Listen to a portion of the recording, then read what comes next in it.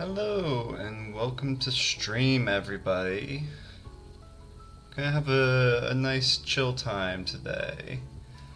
Yeah, we're going to be going through and ranking each of the different life pods from Subnautica in terms of their survivability. Now, before we get started, I want to just make sure that I go through and get an audio check first of all, because I think it should be good, but at this point I just want to make sure.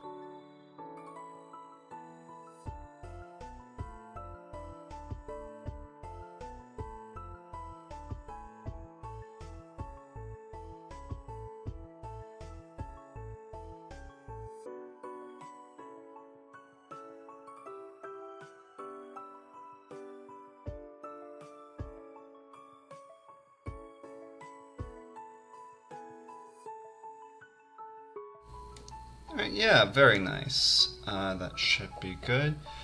Before we hop in, the background music for today's stream is from Glitch X City, and specifically their video game lo-fi hip-hop playlist. I'm a big fan of it, and I always like having some background music in these types of streams. So yeah, when it comes to ranking the different life pods' survivability, there are a couple of criteria that we're going to be addressing. First off will be the location and the local wildlife and resources in that location. The personnel, like going into any details that we have about who is in that life pod and how capable they would be in a survival situation. And then any outstanding circumstances. We're going to ignore anything where the game is just like they die on impact, or critical failure meant that they just immediately died, because that kind of defeats the purpose of this thought experiment, right? We're trying to look through and say, all right, if the game doesn't say they immediately die, who are the people that have the best chance of surviving? So yeah, hopping right in, let's start off with life pod number 2. So this one, first off, location. Absolutely terrible.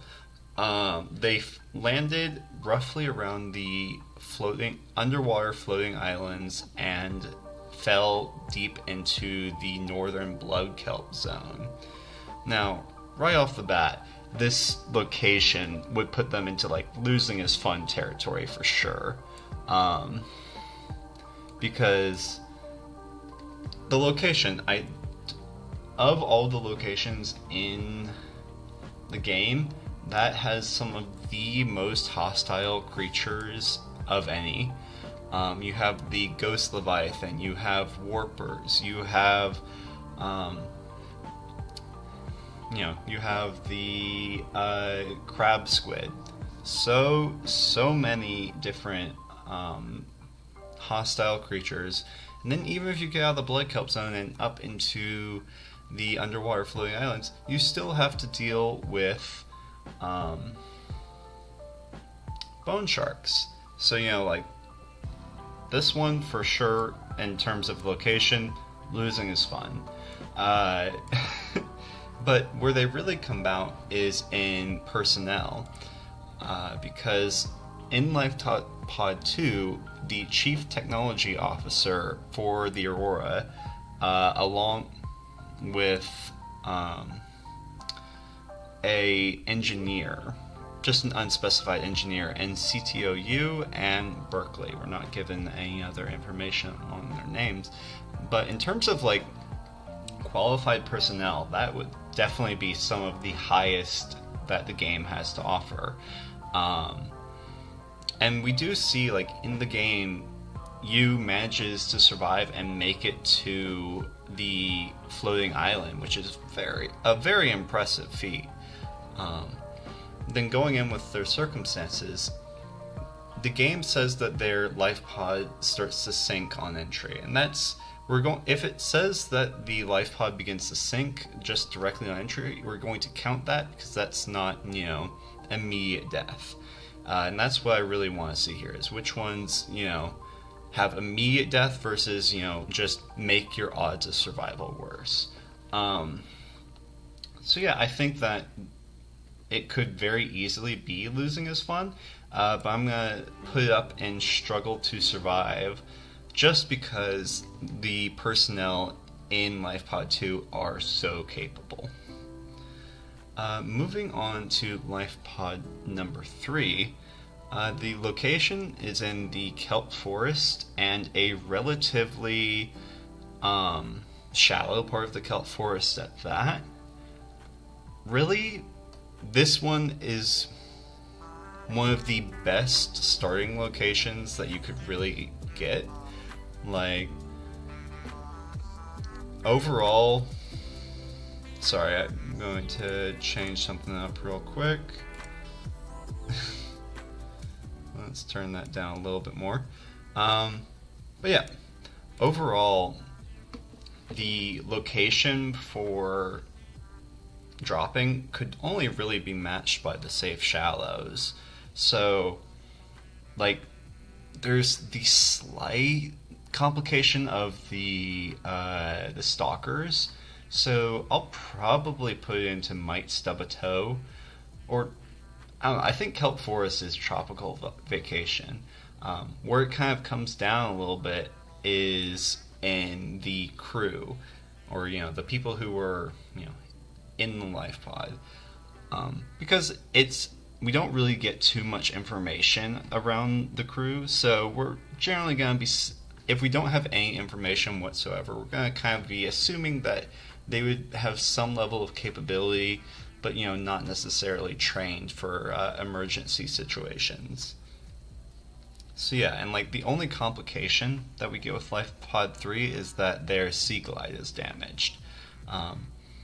So we can assume that their life pod would be in a functioning state because we don't have any reason for it to not be.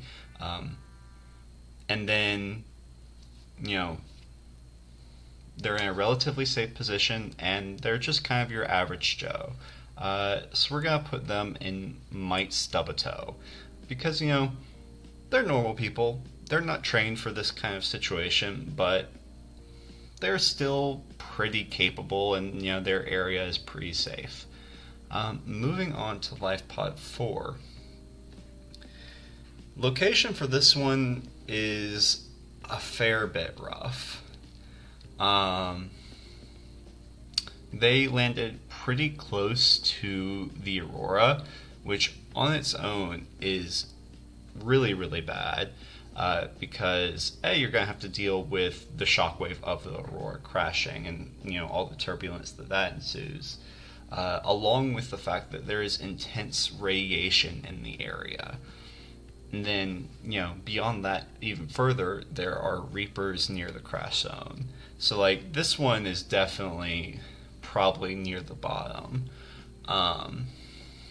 just based off of the location alone, because there's very little wildlife in that area. It's very desolate, very few resources, so they would have to go out pretty far just to get your basic resources.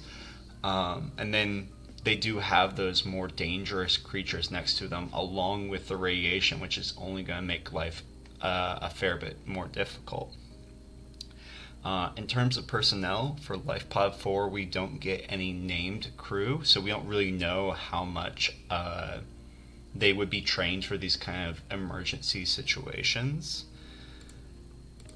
So we're going to assume, similarly with Life Pod number 3, that they're just kind of your average person without any real survival training. With that in mind, I am going to put this into losing is fun, because given everything that they've got and the fact that they're just kind of normal people, these guys really were in the worst position possible for surviving. Alright, moving on to our next life pod, the only canonically surviving life pod. This one does have our very own Riley Robinson. But yeah, so location, first off, Safe Shallows is by far the safest place in the game. The only thing coming close to a hostile creature are the crash fish. So, like, if the crash fish is the worst of your worries, then you're doing all right.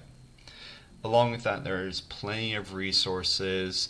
You have plenty of access to food and water with the abundant fauna around.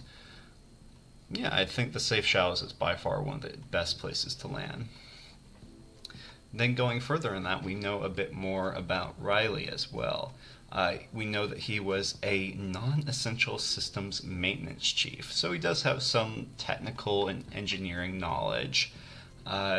So we can kind of assume some level of preparedness for emergency situations that might come with a maintenance chief, along with some level of decision making and planning out how things are going to go. So personnel is also pretty good. And then circumstances, as far as we know, the only extenuating circumstances is that his life pod caught on fire and he got hit in the head by a bit of metal. So in terms of circumstances, it could be better, but of all of the life pods that we've seen, this one is by far the safest of all of them. Alright. Moving on to life pod number 6. Let's see here. Location, the Red Grassy Plains is pretty safe as far as any of the biomes go. You have plenty of resources. The only real threat to your life are the sand sharks, and even still, they are, as long as you don't swim too close to the ground, they really won't bother you. So I think that it's definitely one of the safest biomes in the game, and you do have plenty of access to food and resources as well. I really think that this is one of the best places to land, sub the Safe Shallows. I think this is definitely one of the most advantageous places. In terms of personnel, we have the head of human resources and an unnamed passenger. So we can kind of assume that they wouldn't have the most training for this kind of emergency situation, but they would do poorly either.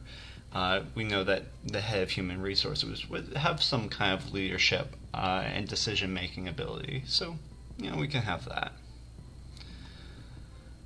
Then going into circumstances, the only thing that we're really given about them is that they were trying to navigate the radiation to make it to the rendezvous point, which we don't really know how they died, because presumably the radiation wasn't anywhere near the rendezvous point. So this one, I think, by far goes right beneath Riley in terms of survivability, and one of the ones that I'm they just must have died by some confusing means in game, because I think they definitely had a very, very survivable position in terms of how well the game treated them. Alright, moving on to life pod number 7.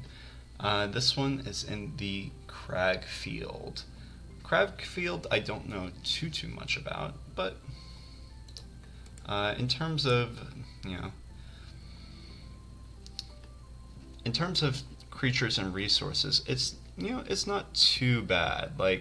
The most you really get there are bone sharks and a couple of other reefbacks. It's a relatively safe zone as far as fauna goes. Where it really suffers is in resource availability. It's pretty barren and doesn't really have anything too close to it. So the Cragfields is definitely like a lower level, I'd say low level, probably around the mid tier as far as how dangerous these biomes go. It is relatively close to the Aurora, so they might have been dealing with radiation, but we don't really know one way or the other because it's not told to us. And the only real message we get is that they're requesting assistance. Yeah, and then we also know that this was an unnamed crew member, so we're not really going to go one way or the other with that. As far as extenuating circumstances go, there isn't really too much to go off of. It's more or less just that they, we don't know how they died or anything along those lines. It's just that they were kind of there. So we're going to put them in this swim fast here, very middle of the road. They didn't have a great chance, they didn't have the worst chance. Moving on to life pod number 12, we know that this one crashed in the bulb zone. The bulb zone, as far as biomes go, it's relatively safe. Like, there aren't terribly many dangerous fauna, but you do have the bone sharks and the ant eels. So, there are some things. And you would also have to deal with a bit of radiation. So, it's one of the more dangerous biomes to have dropped in, along with the fact that, they wouldn't have necessarily as much access to, easy food and water as some of the other safer biomes. Moving forward to personnel, we know that this pod contained Danby, who was a medical officer aboard the Aurora. Although through his voice log, we learned that he didn't really have much practical experience. He just kind of observed machines doing the medical work. So while being a medical professional would put him, really high in terms of personnel for, surviving an emergency situation like this, due to the fact that we know that he isn't terribly competent in that role, we're going to have to be putting him a bit lower for that. Then, as far as extenuating circumstances go, we know that his life pod sunk to the bottom of the bulb zone, but I don't think that's terribly rough. Like, it's one of those situations where the bulb zone is a rough area, but just sinking to the bottom of it isn't the worst situation you could have. So yeah, in terms of survivability, I think I'm going to put this above life pod number 2, but in struggles to survive. So this one's going to be easier than life pod number 2, but still in a pretty rough position overall. Alright, moving on to life pod number 13. This one crash landed in the Mushroom Forest. Mushroom Forest is one of the safest mid-game biomes, I would say. There isn't any real threat in particular for the Mushroom Forest. It's a pretty safe biome. There's plenty of access to fresh food. Like, it is quite really. It is a very safe biome in terms of all of the biomes presented to us in the game. In terms of survivability, we have Jachi Kassar in this life pod, who is revealed to us to be an emissary here on a search mission for the missing Degassi crew. So, with this role, we could probably assume some level of capability, just in the fact that, we can assume that whoever sent somebody to search for the Degassi crew would have some level of, competence in getting things done. But as an emissary, they would probably be more in an administrative role than on the ground. So we'll put them, slightly above average in terms of capability. In terms of extenuating circumstances, the game basically says that the temperature modulation in the life pod fried up while entering the planet, so they died instantly as they crash landed into the planet. So we're going to ignore that because, like I said, we don't want anything that just outright denies anybody's survival. So we're going to say that, the life pod landed and maybe wasn't in a completely functional state similar to Riley's, and you would have to repair it.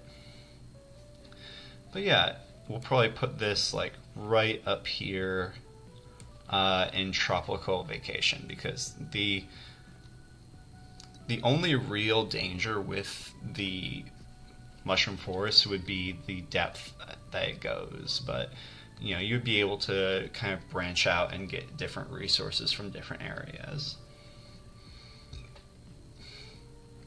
Alright, moving on to the last surviving life pod in the game.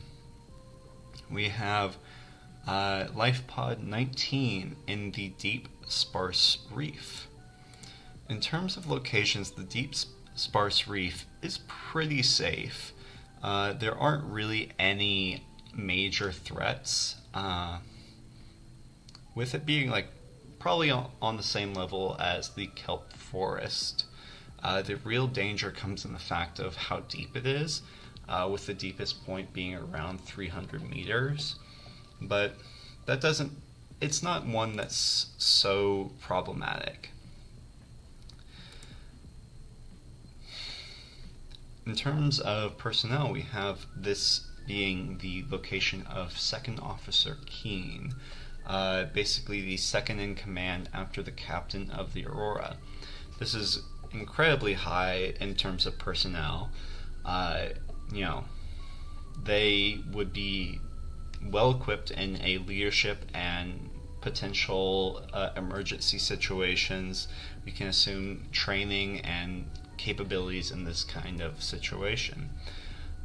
So to really see this one,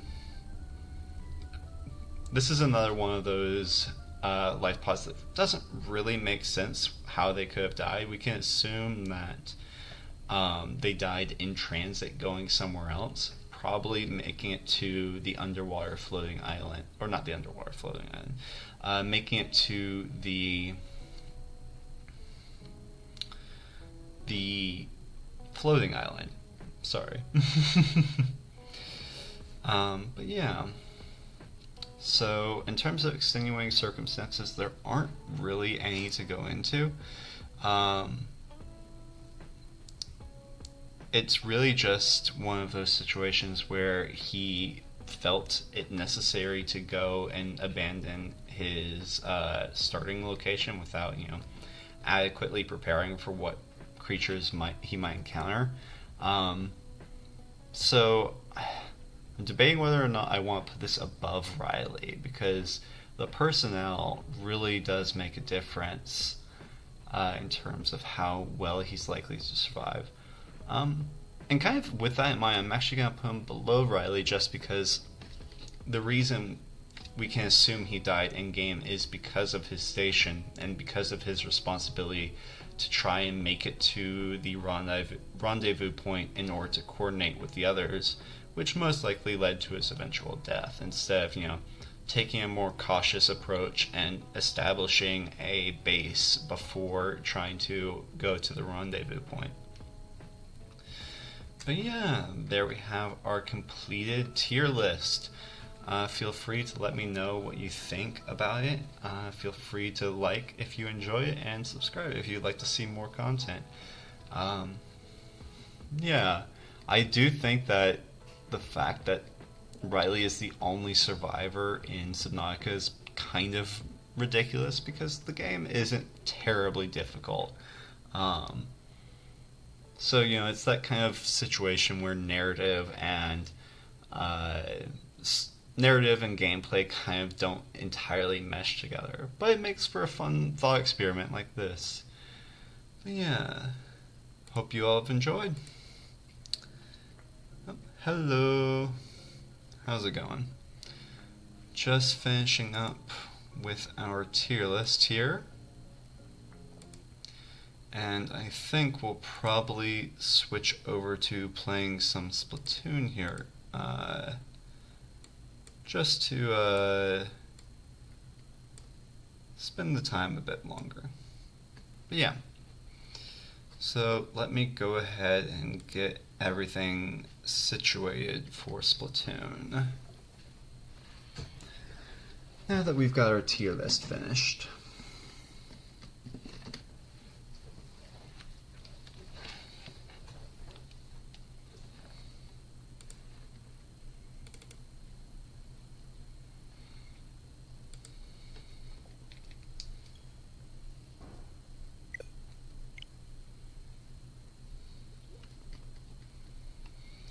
Yeah, thank you for dropping by stream. Had a good little bit with recording the tier list. Should be a video on that coming out hopefully pretty soon. Let's turn this down. Let's see here. Alright, we're gonna work. Very nice. Okay, cool. And feel free to let me know how the audio sounds. I've had a little bit of trouble getting everything with Splatoon to sound right, in terms of my voice along with the game.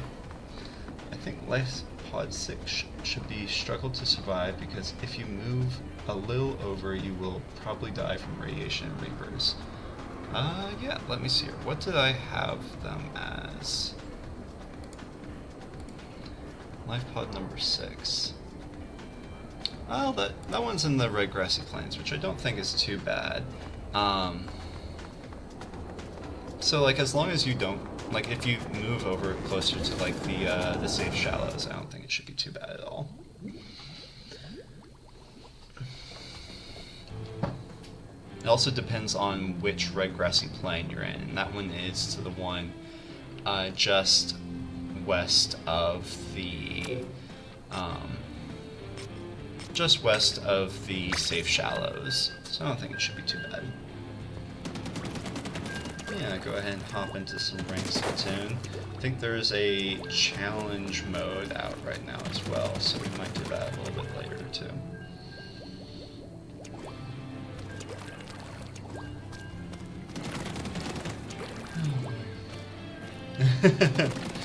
Yeah, Life Pod 4, they've definitely got it rough. Like, because, you know, when I was playing through Subnautica,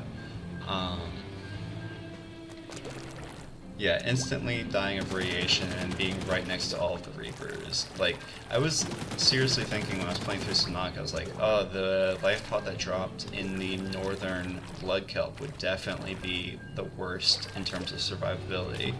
But then when looking into it, you know, we see that the people who dropped there were pretty capable, and, you know, one of them actually does canonically survive to make it to the rendezvous point,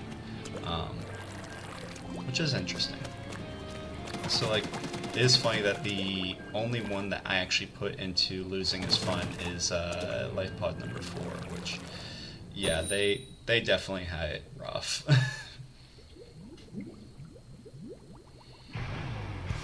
Ooh, that reminds me, I need to change the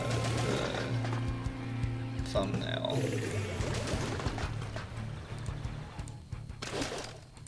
Alright, change the thumbnail. I'm going to change the title of the stream after this game. I need to remember to do that. Yeah. Hopefully, an edited video of the entire playthrough will be out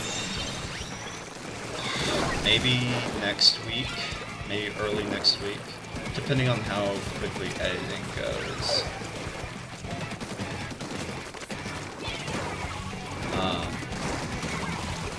Because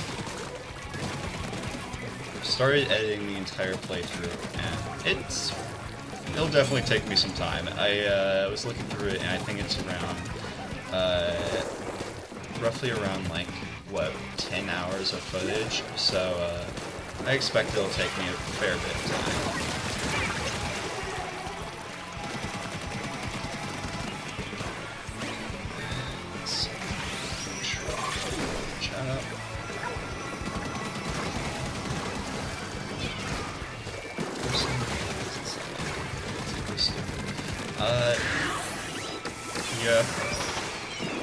Yeah. Below Zero is the plot. Like, you have to kind of give a little bit of like leeway to the developers for Below Zero, because like the development of that game was very like fraught on the back end, just because of like there were several times where like lead developers quit or had to step away from the project, so it had like, if you played the game in early access, it was so different to how it eventually came out. The plot was completely different, so like I can definitely see how like they kind of struggled with getting some of those details ironed out, so it doesn't feel as much of a coherent experience.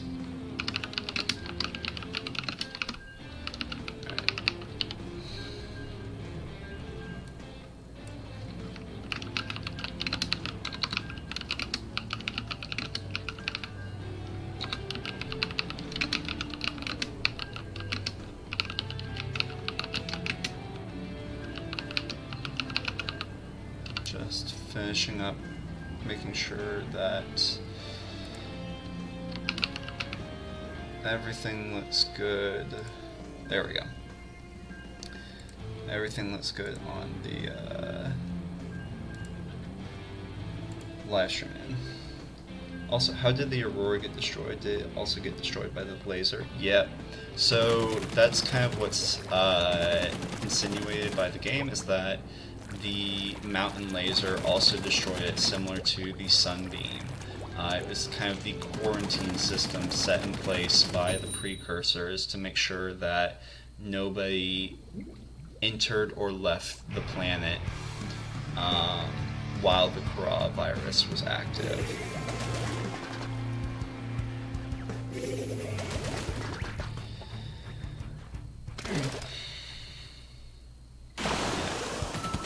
Splatoon, Below Zero, not Splatoon, below Subnautica Below Zero, it definitely does struggle with that level of like having a clear through line, because of all the like background issues that happened during development. Oh boy, that was rough.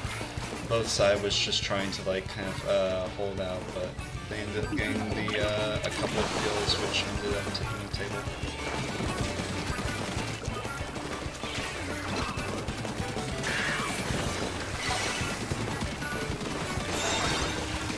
Very nice.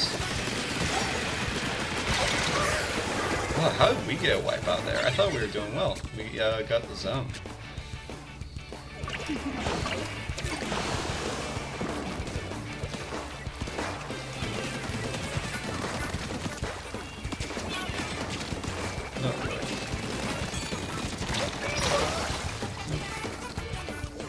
I did a lot of Subnautica there. Very nice. Yeah, Subnautica's a good time.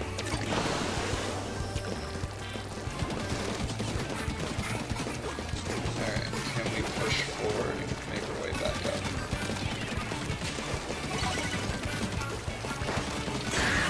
Oh, that was rough.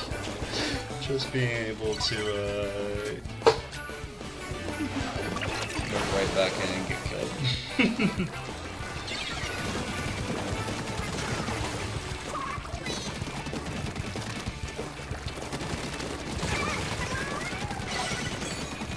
Alright, there we go.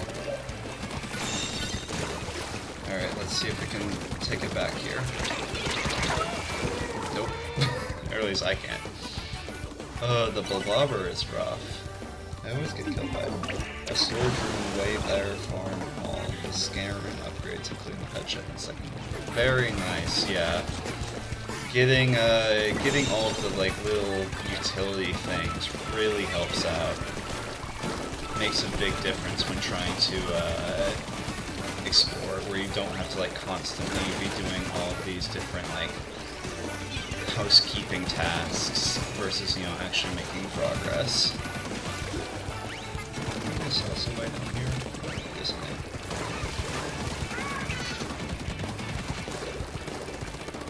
Oh, hey, we retook the lead. Very nice. Can we push up a little bit?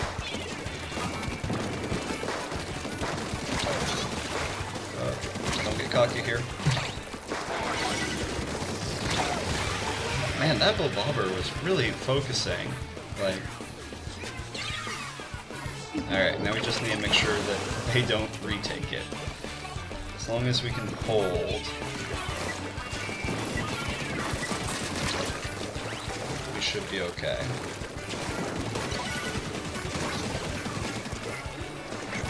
Oh, that was stupid. Oh boy. I accidentally left my scanner while I went back in the lantern fruit. To get lantern fruit, I came back to a scrap metal island. Oh man. Yeah. Oh, please don't kill me. Kind of surprising that we're still holding this well when they're getting kills.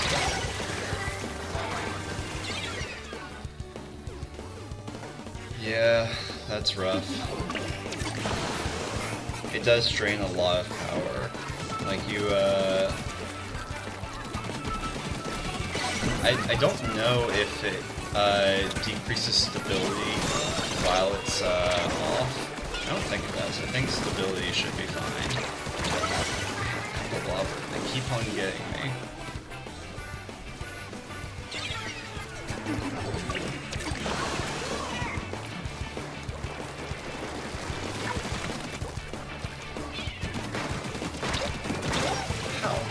I thought that was the Blobobber again. I was about to say, like, no, rapid buster. This is Scare Room upgrade stack. I don't know.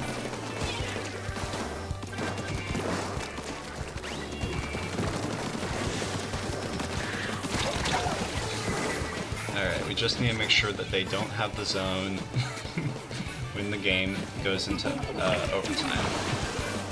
Which we should be fine. Yeah, we won. The Skyrim upgrade stack. I don't know. I've not tested that. I don't know. Which upgrades would you be asking about? Is there like an efficiency upgrade? Because I would assume that they don't. That would be my guess, but I don't know for sure. Yeah, I'm not sure.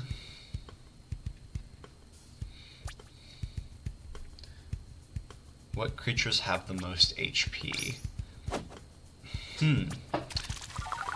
I don't know. Like, Subnautica's a game where, like, you're not really meant to try and kill things, you know. The only real weapon that you have that does damage is the survival knife. If I had to make a guess, I would probably say the reefbacks. I don't even know if you can kill the reefbacks. I don't know if they take damage. And then the adult ghost leviathans. Then probably the sea dragon as well. I also don't think you can kill the sea emperor. So, of the things that you can kill, probably the sea dragon and the adult ghost leviathan. It's the cuttlefish, they got the most HP. Oh, that's very cute. Very nice. Guess they would want you to like. I can't even say accidentally. Like, if you're going at it that hard with a cuttlefish, like, you've got a mission. But a whopping 10k. That's insane. Oh boy. Yeah. That would be interesting to like kind of go in and look at the game data to see what each creature's, you know, different quote-unquote stats are.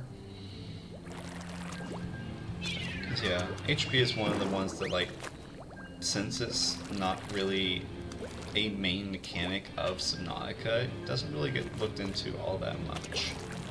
Except for, like, challenge videos and stuff like that, or, like, deep dives. I looked into Subnautica's code. You'll never believe which creature has the most HP. You can see the YouTube thumbnail now.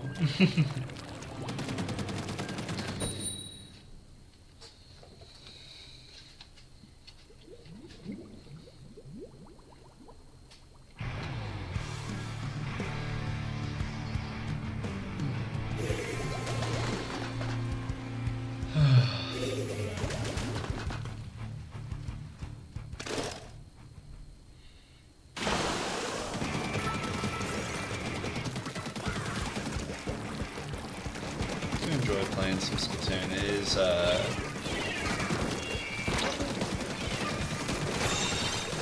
is nice to just be able to come in and play a... that's unfortunate. I was about to say it is kind of nice to come in and play just a relaxing game where you can kind of turn your brain off. Like, you don't have any major goals. You just, you're out here playing. But then there's the queue time and the stability, which is a bit rough. That's fine. Oh boy. Splatoon does do a lot of very cool things. Like, I think some of my favorite things in games are like the small little things that like the little decorations, the little things that add life to the game.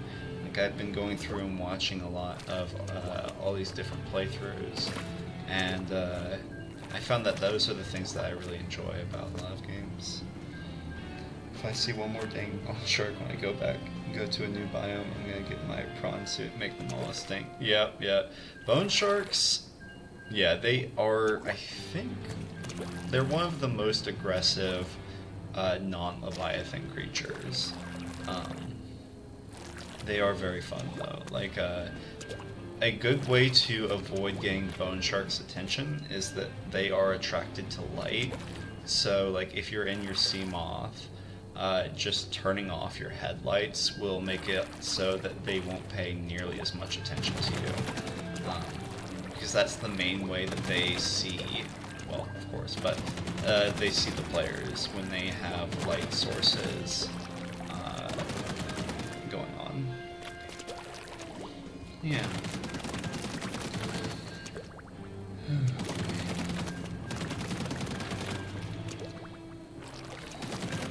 Bone sharks are fun. I really love the creature design of Subnautica. It's just a good time.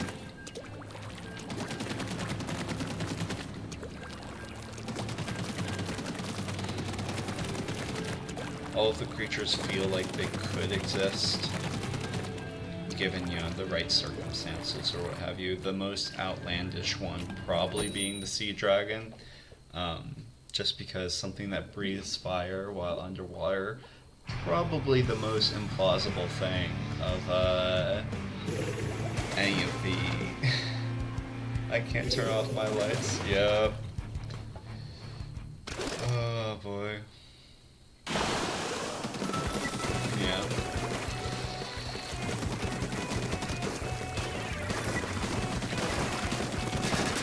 Alright, let's see if we can get a good game going here.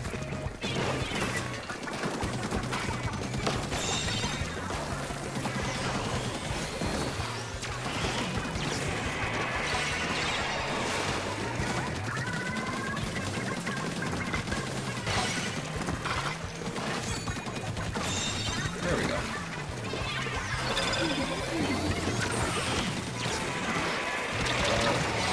Ooh, I was not sure if I was going to survive that.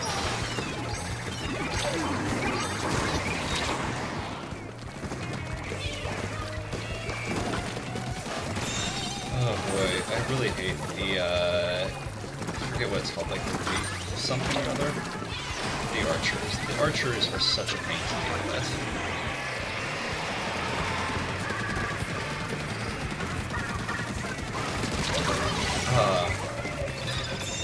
Got one kill, but got killed in the process.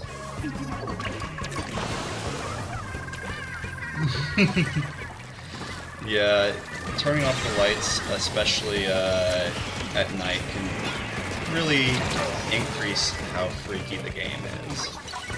Especially in areas with more hostile creatures, where the ambiance really sets you on edge.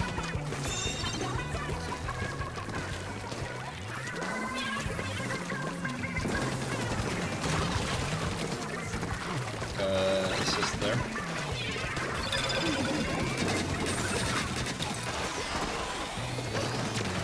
Doing pretty well here.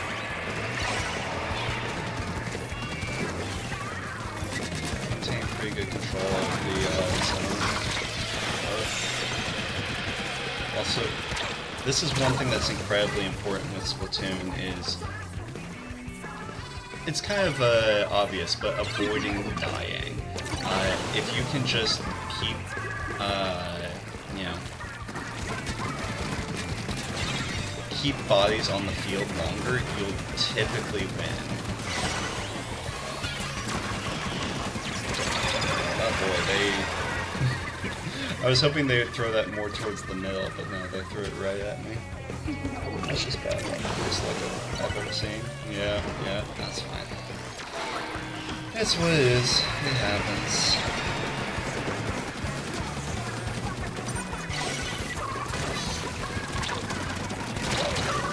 I was hoping I'd get that kill. Oh well. Alright. Still doing pretty well. The fact that we're not letting him take the zone here is good.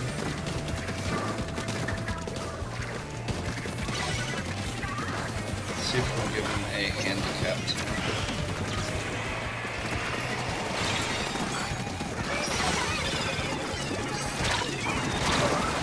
I was about to say that the fact that I lived that long is kind of shocking. Alright, let's see. Let's put. The problem is they keep on launching these booyah bombs, which are just a pain to deal with.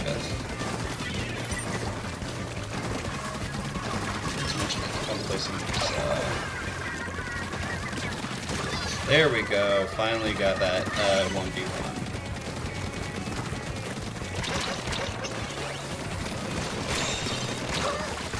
They've got 2 aerosprays on their team. I really struggle with the aerosprays. Right. Yeah. Feel free. Always drink plenty of water, you know, stay hydrated. Here, another booyah bomb. There we go. Oh, they got the lead. That's not good. I was hoping we could keep that lead.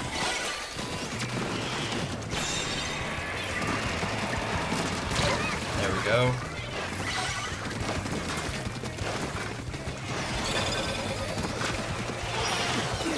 Okay. Alright, hopefully. Nope, my special did not get a kill. As much as I love the playing with the Octoshot replica, the special really leaves something to be desired.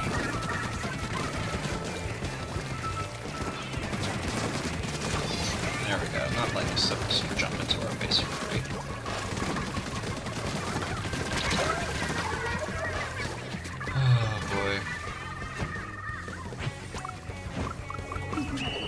Ah, that's rough. We weren't able to get pushed into overtime. Oh well.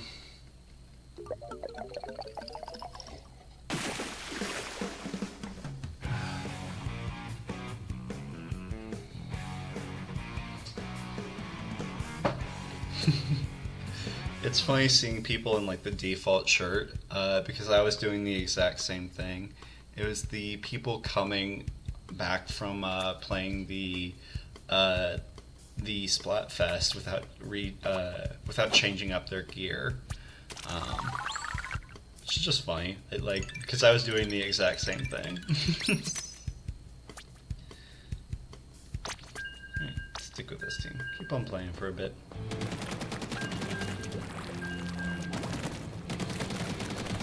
Welcome back.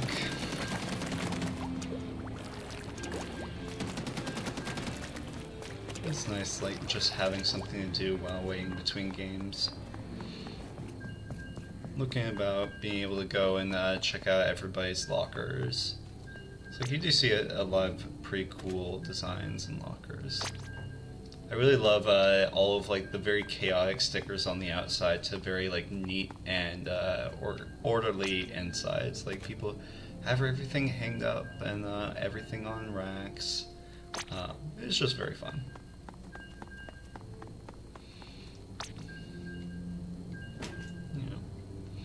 I do wish the queuing times were a bit shorter, but you know, it is what it is. That's what happens when you've got a live service game.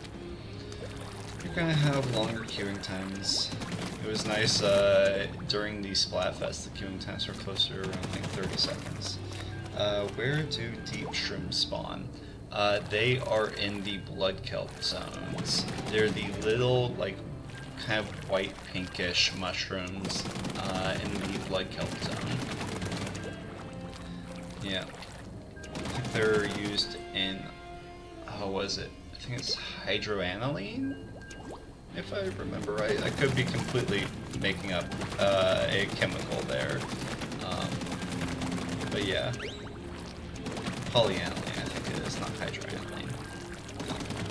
But yeah, they are in the blood kelp zone.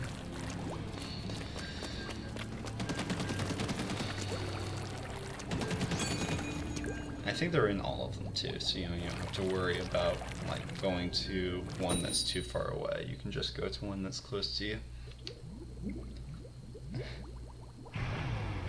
Yeah, being scared of harmless things is definitely something that Subnautica does well.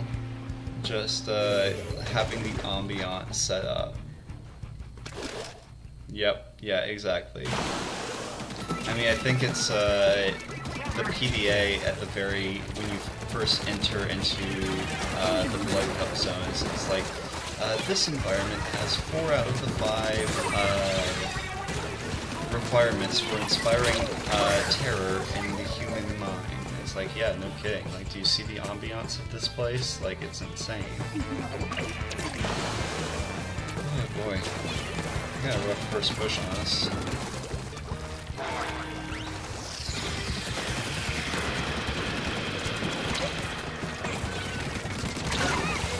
Got the trade.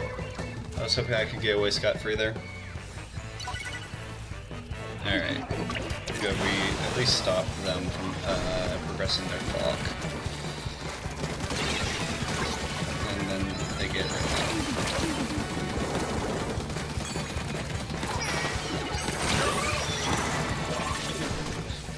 That person just drove their reef shark straight through. And this squiffer is holding us down. Like, they're just getting kills and making it so we can't get to the zone. Oh boy, that's rough. Yuchi. Wow, that was rough, and that was the end of our streak too. That was a quick game. They just pinned us down and advanced the clock. That was rough.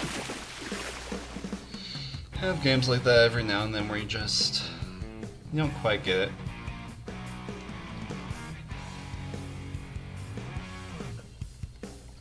That's alright.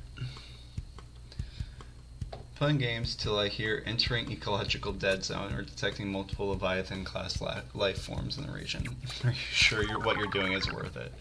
Yep. The PDA definitely has, interesting. Oh, did we have somebody drop in that game? It didn't count it towards my series. Interesting, I thought that was the end of the series. Okay, I'll play another one. We must have had somebody drop. I guess that would explain why we got pushed so hard and went straight to knockout, but... no. Subnautica, like I said before, like, the game generally does a good job of warning you when you're entering more dangerous biomes.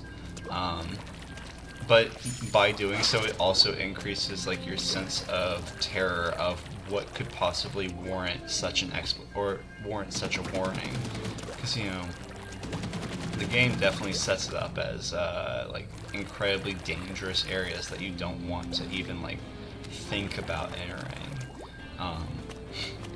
But helps both from a mechanical standpoint of warning the player of like, hey, there are dangerous things in the area. Yeah, exactly. Well, that's the thing.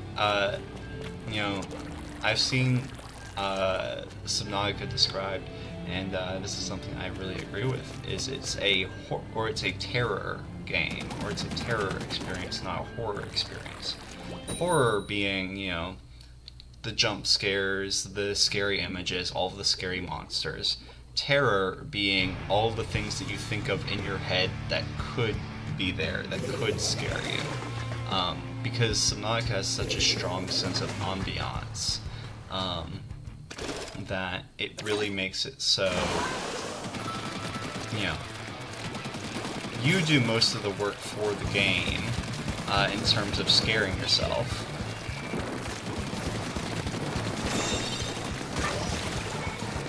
So yeah, that's what I like to describe Subnautica. It's more of a terror game than a horror game. Is this the same Swiffer? No, it's a different, it's not Swiffer, it's just a sniper. I got killed her. Nice.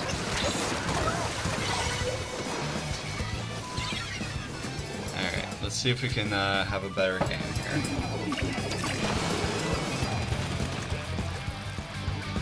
Yeah, no, I really love games like that where, you know, the scary thing isn't the monsters, it's what you think the monsters could be. It's a great way of thinking about it. That was unfortunate. If I got them, we would have been able to keep that instead of getting the trade.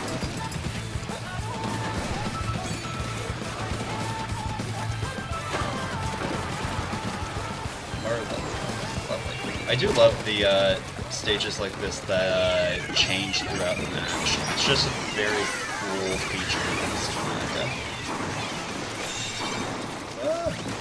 So many different things going on. Yep, there's a sniper. Oh boy, never turn your back to a sniper. Not a good idea. We're holding pretty well right now though, so as long as we can keep on pushing here, we should be able to get this.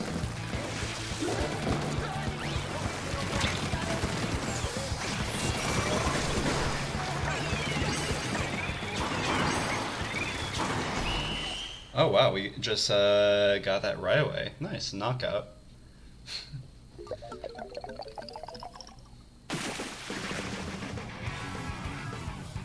Yeah, the graphics of Subnautica are just fantastic. Yeah. No, I do think Subnautica is a very good game. It does have its downfalls. The graphics are pretty rough, although it did come out in 2014, so like, don't dock it too much for that. It's a very old game, but beyond that, even like it is still you know, a pretty buggy experience, as we saw in our playthrough, a pretty unstable experience. Play some Rainmaker. But yeah, I think like the things Subnautica does well, it does really, really well, which, you know, attributes to why it's had so much staying power over the last 10 years. You know, and the game like isn't like too terribly taxing to run either. Like when I first started getting into like playing games on my PC, I had, you know, a tiny little laptop that could barely, like, probably like 8 gigabytes of RAM, could barely run anything. But I was still able to play Subnautica on it, which is a big reason why I think the game has so much success, is because, you know, despite having, you know, these, like, relatively bad animation, or relatively bad textures, it's also made it so it can be played on devices without a ton of processing power and memory. Yeah, I was pinned there, there's nothing I could do. I like how we've had this battle, like, the Rainmaker was broken a while ago, and, like, nobody even touched it for a fair amount of time. So that's just kind of how Rainmaker goes. Like, you don't grab the Rainmaker in the middle while you're still in open frenzy. You wait a bit, and move when you can actually get a push. Oh no! We got flanked. That was rough. I couldn't quite get it all the way.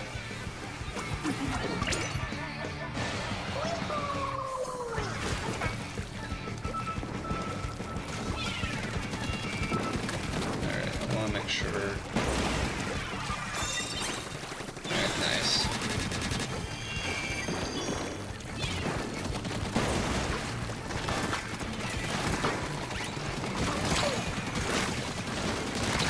Oh, I was hoping I'd at least get the trade. That's rough.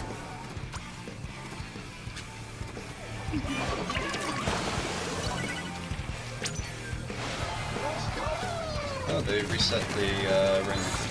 Interesting. I guess that makes sense. Oh, ooh. I thought I was dead there for sure. There we go.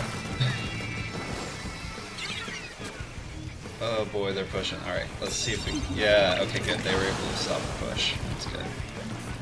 We need to retake some of the mid-ground, because right now they've got the better mobility over us.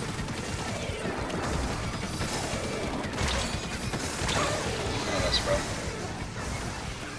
Alright, come on. Oh, they're pushing.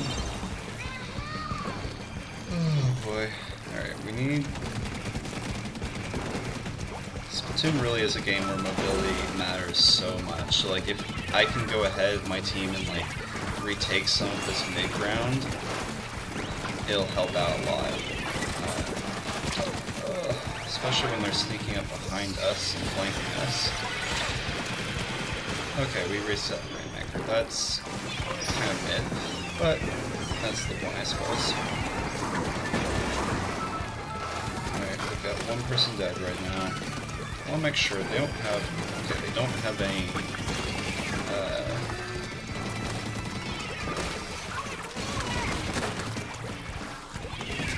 I'll just hold this Rainmaker for a second.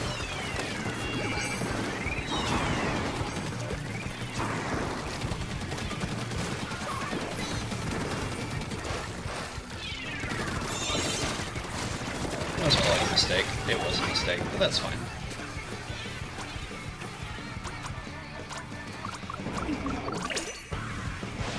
Yeah, it is seriously impressive how much staying power Subnautica's had. You know, came out in 2014 and is still, you know, pretty widely covered. That was rough. We got they got like. We keep on getting in situations where we start to push, and then they come from the side and take us out before we can really get any ground, which is pretty rough.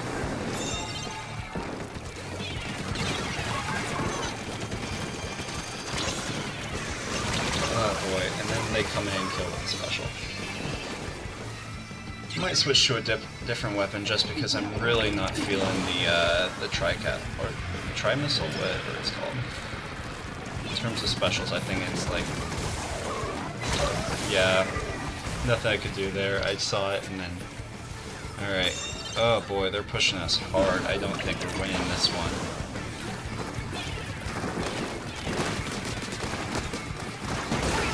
Oh boy, that's rough.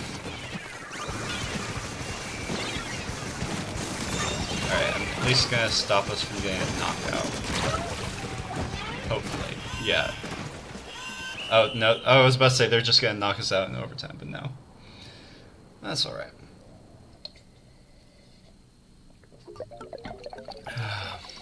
Yeah. So, like, there aren't terribly many games that have that kind of, like, staying power. You know, similar ones being, like, Minecraft came out, what? Probably, like, 2012 or so? And while it's had significant upgrades over the years, it's not had, like, you know, huge, you know, any huge Like, you know, it's not had a sequel. There's not been a Minecraft 2. You know, there aren't many games that have that kind of staying power where, like, there's still an active player base, you know, 10 years later. Like, there's still new people coming in and playing the game. People are still making content about the game. Sure, let's play some tower control. Let's look and see if we want to try a different weapon. Let's see here. Where is... I was playing during the Splatfest. I played around a bit with, was it this Brella? I think it was. I can't remember. I thought it had a different sub weapon. Here it is. No, this is a different one too. I'm just tripping. All right, yeah, play with this. This is the recycled Brella, right? I think so. Alright, play some tower control.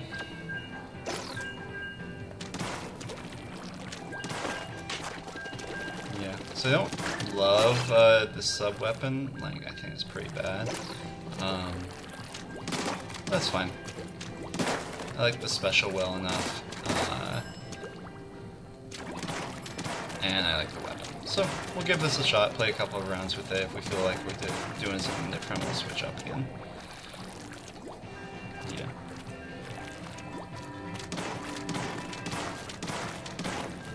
It is interesting seeing the difference between, like, single-player experiences versus multiplayer experiences.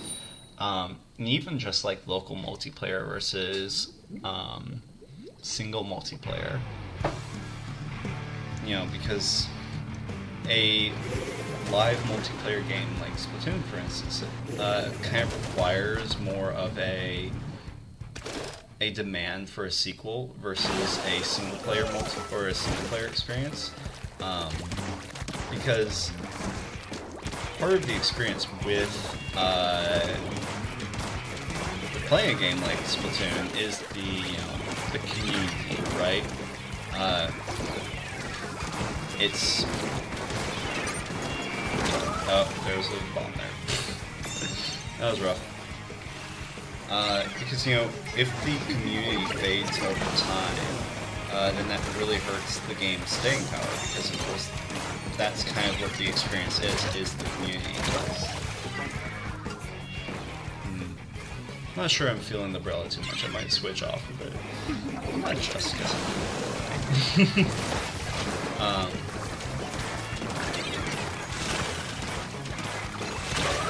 just like, in a situation like that, I should not be the one who's dying.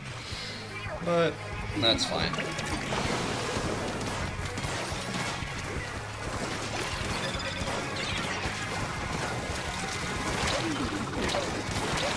What? Oh, there was someone behind? No. Oh, weird. I was so confused. I was like, what was killing me there? There was like a blaster or something. Yeah, that blaster. But I couldn't tell where they were coming from. Oh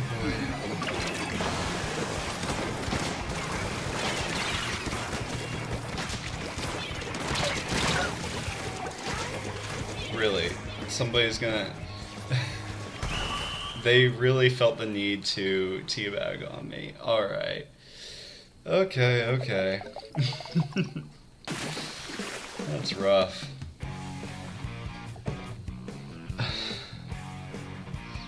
Alright, what's their name? Liku. Alright, Lick. Oh boy. Yeah, I'm gonna switch off the Brella. I'm not sure I'm feeling that for tower control. Let's try something else. Change gear.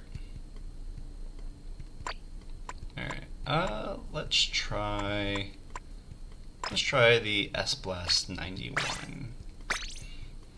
This one feels good for tower control. I do like blasters in Splatoon.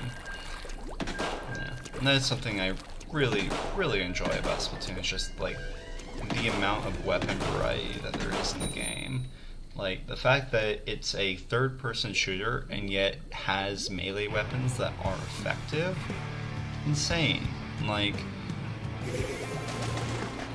you wouldn't see a melee weapon in like hardly any other shooter except for as kind of like a side thought.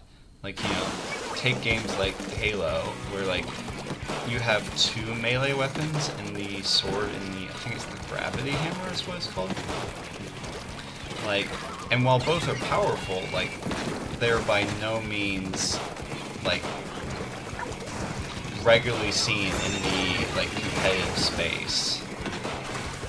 Oh, somebody behind me. Yep, I knew once somebody got behind me, there was nothing I could do.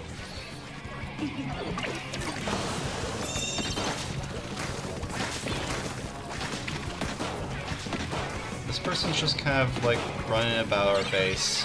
They're not really like contributing to the match too much, but you know.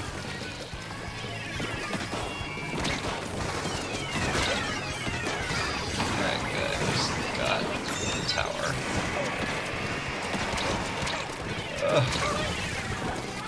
Again, caught from behind.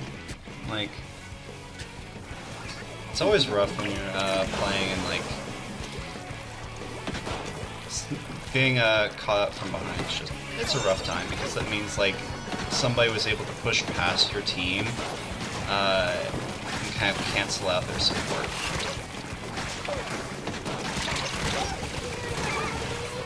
Something the Zipcaster is very good at, but like you have to be good with Zipcaster to do it. Yep. I knew that wasn't the safest space to super jump to, but I was hoping that my teammate would be able to hold it a bit better. That's alright.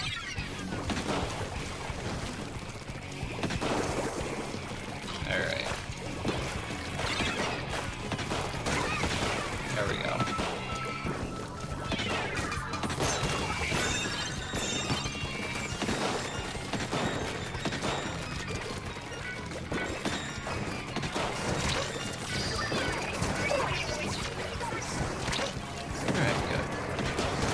There we go. Now we're picking up some kills.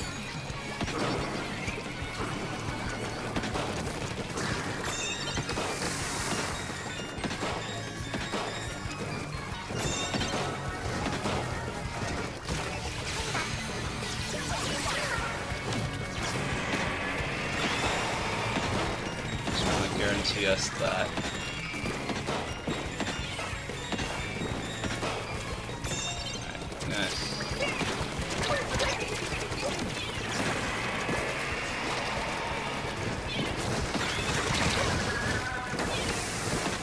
Wait, we're just popping off specials here. Very nice, and we're able to push ahead and take the lead. Alright, I got the trade, which is good. Alright, can I super jump here, please? And thank you.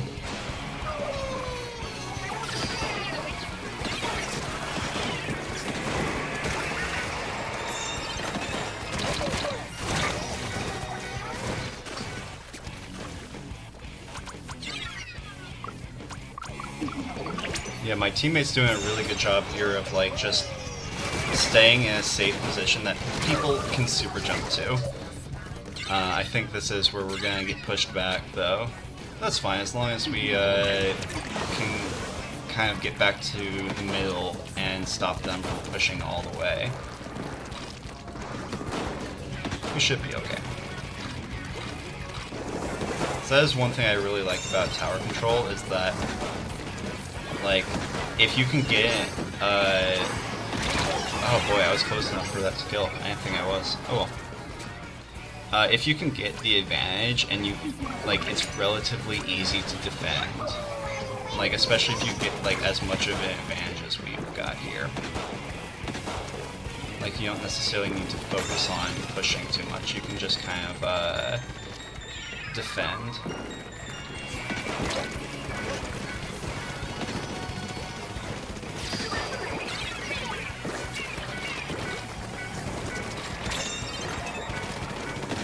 Of course, it still helps to push for a little bit to just ensure that your opponent has a bit longer to go if they should want to make a comeback. I am going to kind of retreat here, expecting overtime, and take the tower. Very nice. Yeah, because that's what you definitely don't want to do, is in the 5 seconds before the match ends, have your entire team die. Like, that is the #1 way to push it into overtime and to have your team just falter at the end.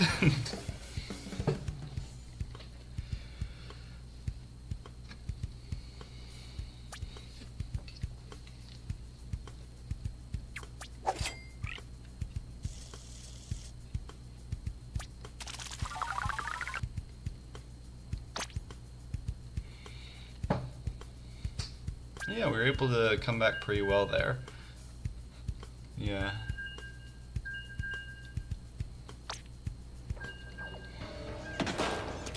I do like the wow, that was fast.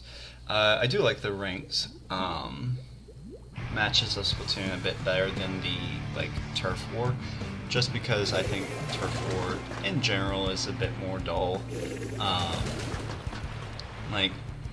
It is interesting to see what weapons are viable in turf war versus in the ranked matches,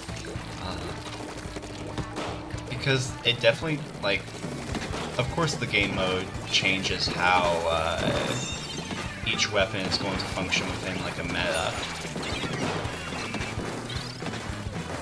but it is interesting seeing which weapons do best against in which scenarios. Oh, I'm dead here. Yeah. It's alright though. Should be safe to super jump in.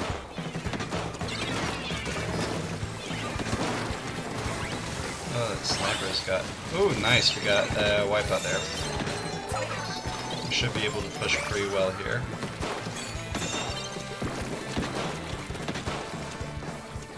Somebody on the tower.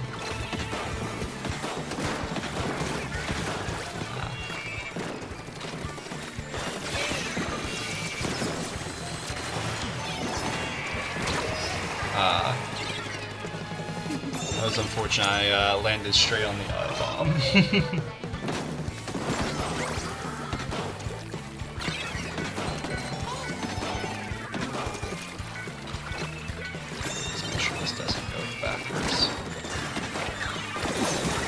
There we go, got that kill.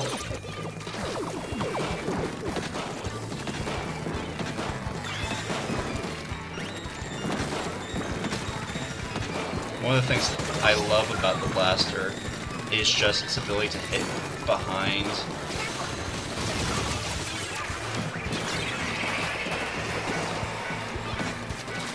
Oh, no, I tried. I probably should have just retreated back there. Instead of trying to grab the tower. Should have focused on surviving and then regrouping with my team. Oh well.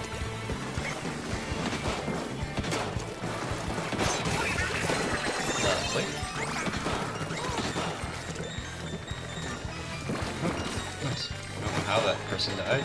Probably this person. Oh, that's fine.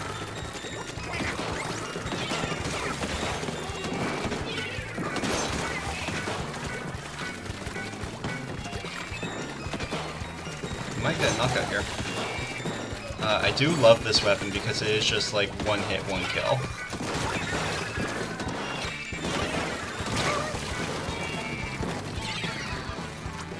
Alright, I'm just going to jump in a super jump. I don't think... Yeah, our team got wiped out. That's fine. As long as we can get back to middle before they gain any real advantage, we should be fine. No, I'm up. Yeah. That person was targeted on me. Oh well. This should be a safe super jump.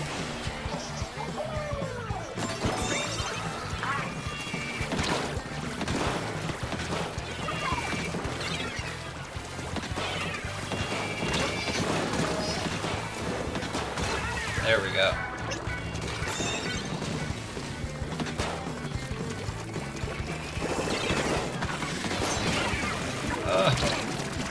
Wow.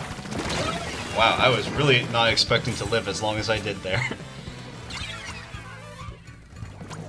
This should be safe. Yeah, with super jumps, you definitely need to be mindful of when it's safe to super jump versus when you want to kind of pull back a bit more.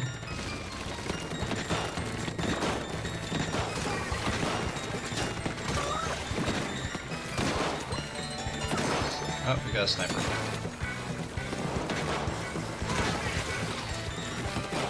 Looks like my team got cleared off the sniper. We might be able to go. That was close. Well, I do like the super jump mechanic, just because, like, A, it's a good way for distinguishing between newer and older players. Just by the merit of newer players, like, generally make more risky super jumps without really understanding too well, like, the danger of them. And also being able to read the map in that short amount of time between, you know, when you're able to come back to life, and understanding what is a safe super jump and what's a, like, more risky or dangerous one. Man, I guess my crew is just a sunglasses crew. We all got sunglasses except for me.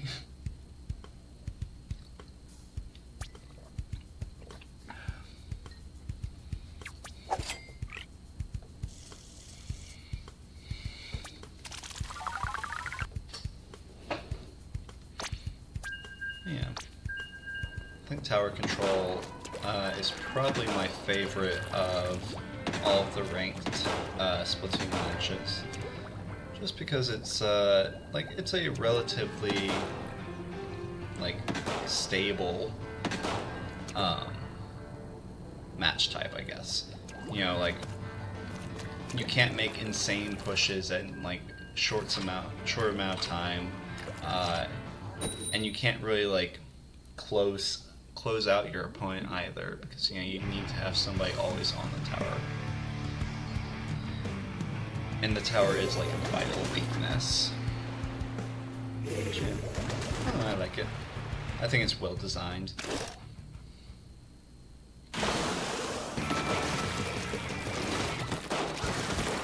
It is also interesting to see, like, how Splatoon has designed its matches so where you, like, don't need super clear communications between your team. Like, in a competitive sense, like, strong communications definitely helps. But, like, you know, I can still come here and play with, you know, a bunch of random people online. With, you know, Booyah this way and Ouch being our #1 means of communication. I'm gonna pull back here. That's unfortunate. The archer got right where I was going. I'm gonna super jump here.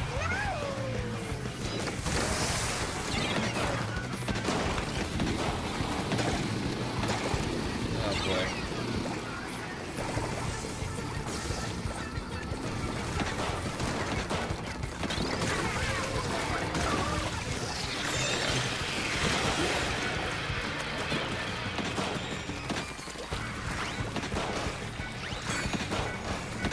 This archer is annoying.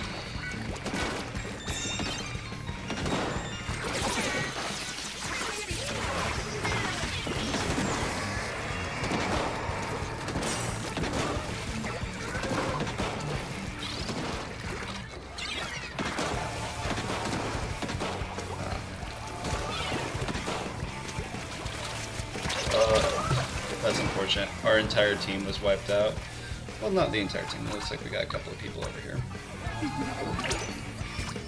Should be pretty safe. Yeah, and just like having, like that's one of the reasons why like snipers are a pretty important role, is just for the fact that they usually stay in spaces that are safer to super jump to. You know, they don't want to be up in the middle of combat with engage in some way. So they're generally easier places to super jump to.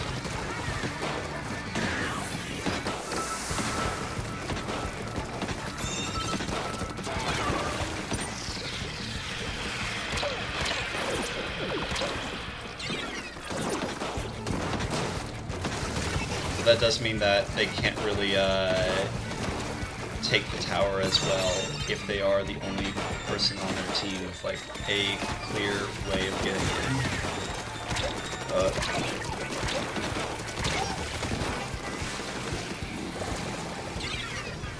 There we go. That should be a pretty clean match here. Should be able to catch him.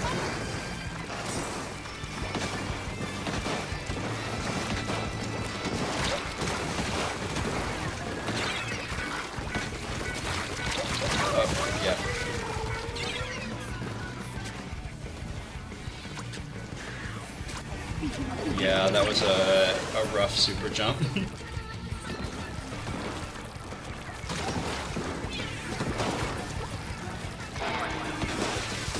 I ain't quite get a direct hit. That's unfortunate. Looks like my team's doing well though.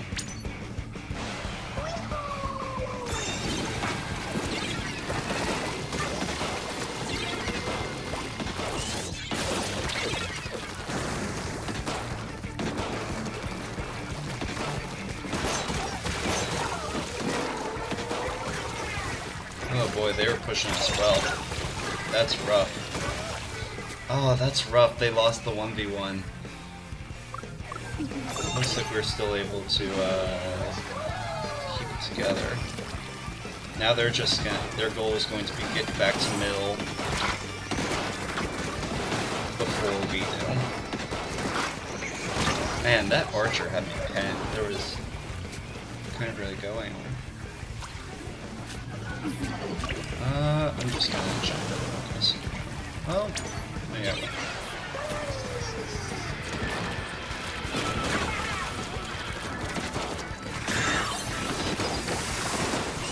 Oh man, my teammate saved me there. I don't know how I'm still alive. That interaction was insane. Alright. That was close. I was really hoping we could push it into overtime, but that's alright.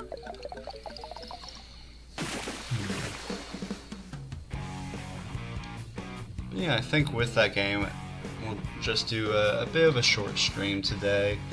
Cap it off in an hour and 30. Since we had our tier list and we kind of just came through and played a bit of Splatoon, I still have so much editing to take care of on the Subnautica video. So yeah, I think we'll go ahead and leave it off there for today.